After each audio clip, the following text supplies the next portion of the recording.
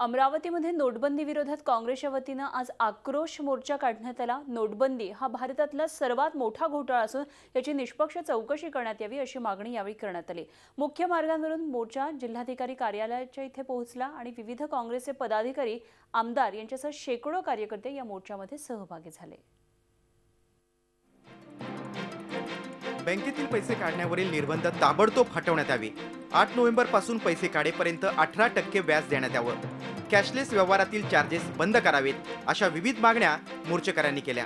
शेतकऱ्यांची सरसकट कर्जमाफी करण्यात यावी, मनरेगा कामावरील मजुरांचा पगार दुप्पट करावा अशा वेगवेगळ्या मागण्यांचा निवेदनात समावेश होता। नोटाबंदीनंतर काँग्रेसकडून काढण्यात आलेला पहिलाच मोर्चा होता।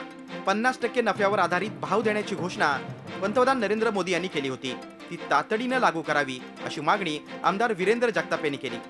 तसंच प्रहार आंदोलनावर झालेल्या लाठीचार्ज नंतर सरकार शेतकऱ्यांचं आंदोलन दडपण्याचं काम करत असल्याची टीका यावेळी त्यांनी केली।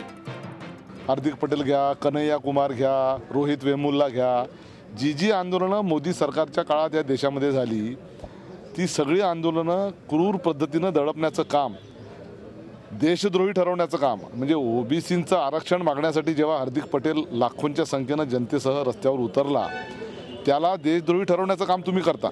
नोटाबंदीचा आदेश काढल्यानंतर शेतकऱ्यांचं प्रचंड नुकसान झालंय।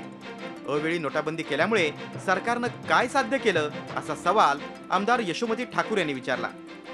हा जो नोटबंदी या सरकारने, आम्ही काय म्हणतोय, हे चुकीचं केलं, त्यावेळेला आणणं हे चुकीचं केलं। आम्ही म्हणतोय हे देशासाठी चांगलं असेल तर बिलकुल ठीक आहे, पण या सरकारनं तशी व्यवस्था करायला पाहिजे होती।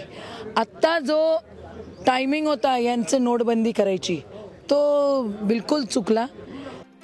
नोटाबंदी सारखा गंभीर मुद्दा असूनही पाहिजे तसा उत्साह कार्यकर्त्यांमध्ये दिसून आला नाही।